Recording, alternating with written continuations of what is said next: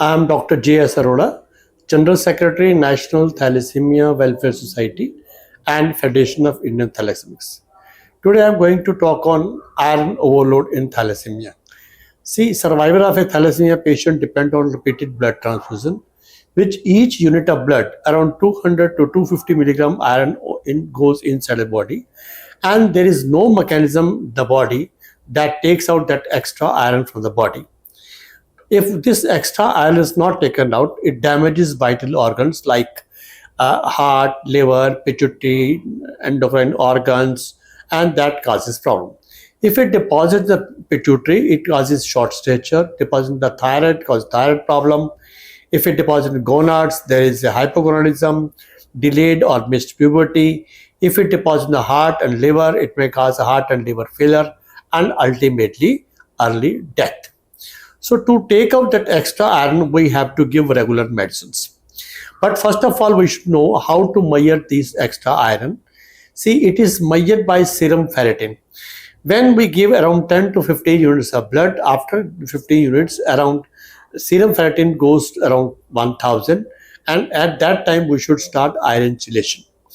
For iron chelation, these days we have three medicines, and the first and foremost medicine, which is gold standard, that is Desferal injection or desferrioxamine, which is available for 45 years in the world.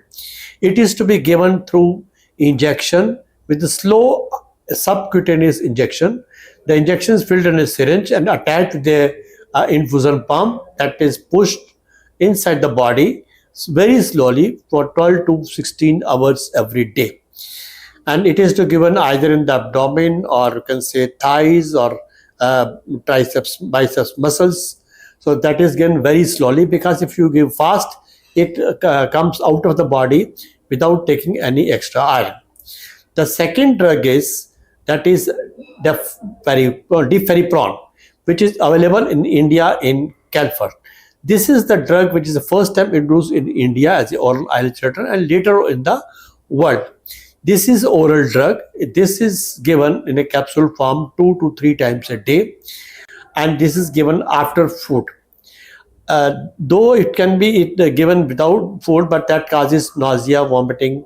So that's why it is given after food. With food, that digestion doesn't hampers.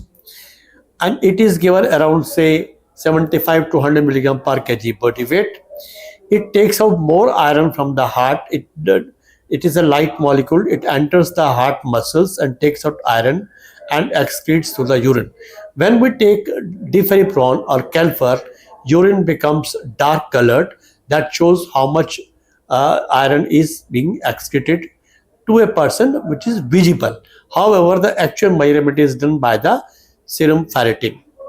The third drug is Deferritrox, which is available in the world since 2006 and in India 2008. It is a very good drug. It is available in a single dose, or you can say once a day only, and it works for full 24 hours.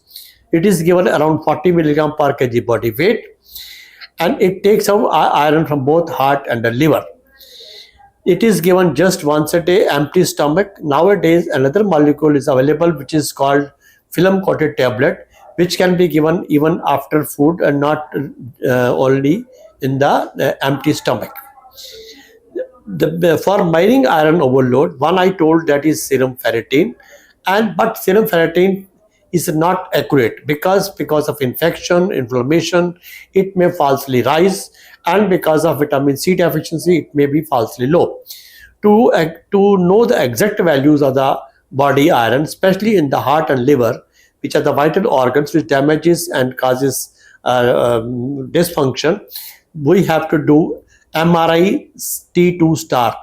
If MRI T2 star values are more than 20, in the heart it is called normal, and if it is less, say 10 to 20, it is severe. If it is less than 10, it is very severe.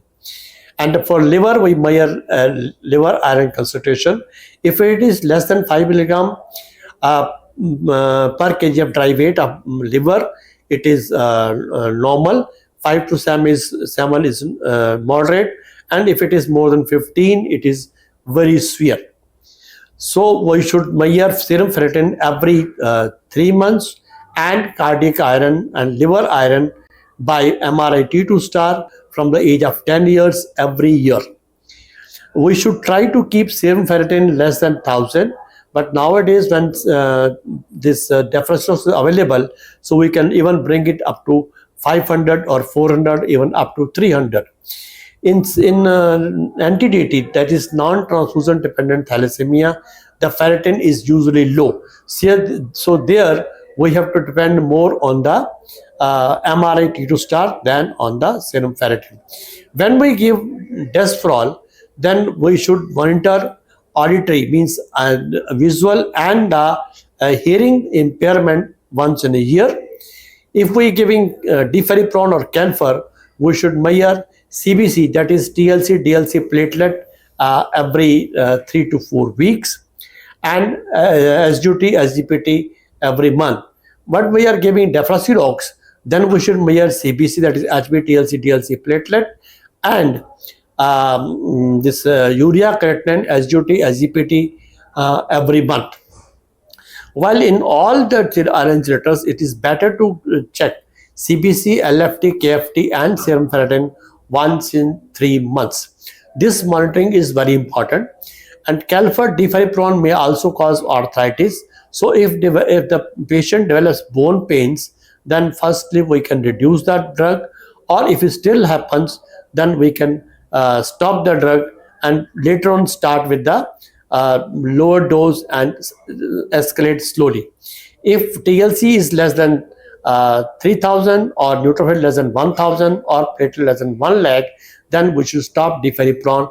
And if it is very low, that is TLC say less than 1000, neutrophil less than 500, or platelets say around 50,000 or less, then we should not retry, or you can say re-challenge deferriprone in such patients.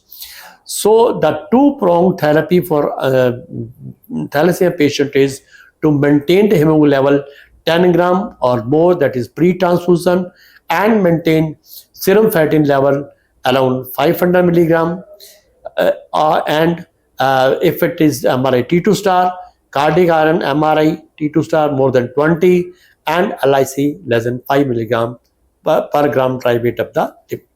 Thank you.